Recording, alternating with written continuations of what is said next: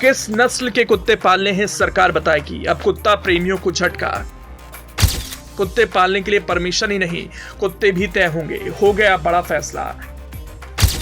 ऐसे कुत्ते नहीं पाल सकेंगे जो हमले करते हैं। विदेशी कुत्तों पर सबसे ज्यादा खतरा। कुत्ते पालने वालों और कुत्ते प्रेमियों के लिए बहुत बड़ी खबर है। अगर कुत्ता पालने का शौक है तो जरा संभल जाइए, क्योंकि अब कुत्तों को लेकर केंद्र सरकार ने बड़ा फैसला लिया है। जो कुत्ते आज तक आत्मघाती हमले करते आए और बच्चों पर अटैक करते हैं, इन सब खबरों को देखकर आखिरकार केंद्र सरकार को फैसला लेना ही पड़ा। वो कुत्ते जो अलग अलग नस्लों के हैं और बार बार अटैक करते हैं, उनके लिए खतरे की घंटी बज चुकी है, क्योंकि सबसे बड़ा संकट अब सामने आ चुका है। कहा जा रहा है ये फैसला सरकार को पहले ही लेना चाहिए था, लेकिन अब की बार फैसला लिया है तो सावधान रहने की जरूरत है, क्योंकि अगर आप भी कुत्ता प्रेमी हैं तो आपके लिए बहुत बड़ी खबर है, क्योंकि कुत्ता पालने से पहले अब कुत्ते की नस्ल को जानना जरूरी है।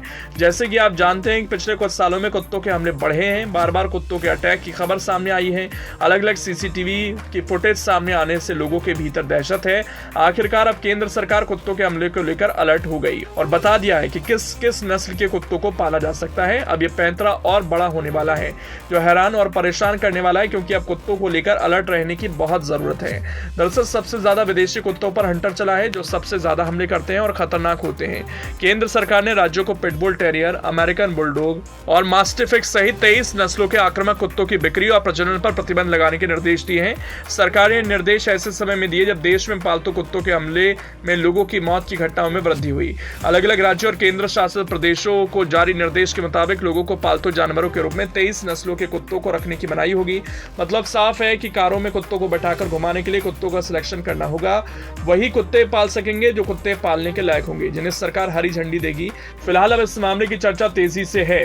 जो पहले से पाले जा रहे हैं उनका क्या होगा, ये बड़ा सवाल है। केंद्र सरकार के पशुपालन और डेयरी विभाग ने 12 मार्च को सभी राज्यों और केंद्र शासित प्रदेशों के मुख्य सचिवों को लिखे एक पत्र में यह भी कहा कि कुत्तों की नस्लों जिन्हें पहले से पालतू जानवर के रूप में रखा गया है, उनका आगे प्रजनन नहीं हुआ, ऐसी व्यवस्था की जानी चाहिए।